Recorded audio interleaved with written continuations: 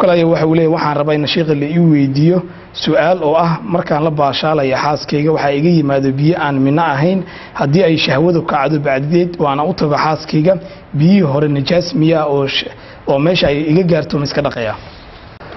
alxamdulillah biyaha yimaada carabiga madyi baa lagu yiraahdaa miim daal iyo ya madyi Soomaalidana waxa kamid ah magacyadeeda lixdaleelo ama yixdaleelo labada waa lagu dhawaaqaa labada dhawaaqo Soomaalida mujtamacna waan ka maqlay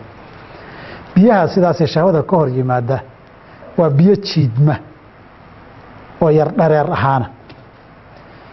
waana biyo aan aad u cadeyn oo dhuuxaya lafta iyo madow kaga jira aad moodayso biyahaasi madyiga la yiraahdo najaaso way nabiga kaleey salaatu wasalaam baa la weydiiyay Ali ibn Abi Talib bi aad ugu badnay radiyallahu anhu warda gabadha nabigana waa qabo waa ka xishooday marka rag buu u diray ay kamid ahaayeen Miqdaad bin Aswad iyo rag kale nabiga markay soo weydiiyeen wuxuu yiri waxay meeshay ka gaadhay iska dhaq kana weysayso manacada kaadida oo kaleeta way xukumkadu najaasada iyo weysa jabinta labadaba biyaha sidaas haday ku gaaraan deewaan iska dhaqi waxa kale oo nabigeena la weydiiyay sallallahu alayhi wa sallam saxaabada nin kamid oo ka sugan rasuulka ilaahayow ma ku tukan karaa maradii xaaskayga aan ugu tageen ugu galmooday ma ku tukan karaa nabigu wuxuu yiri nacam illam tara shay'an illa an tara shay'an fatasila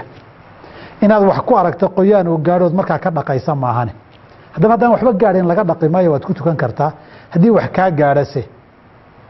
waad iska dhaqi xadiidka Uthman radiyallahu anhu warḍaahu isagana hal Zayd ibn Khalid al-Juhani marka nabiga la weydiiyay salaam qofka waxa ka soo gaaray xiriirka gogosha iyo reerkiisa markay dhaxmaraan wuxuu yiri wixii ku soo gaaray qoyaana waad iska dhaqi sadarteed waad iska dhaqi